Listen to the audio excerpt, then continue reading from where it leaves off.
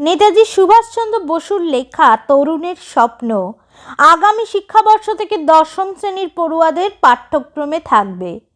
বৃহস্পতিবার মধ্যশিক্ষা পর্ষদ বিজ্ঞপ্তি দিয়ে জানিয়েছে।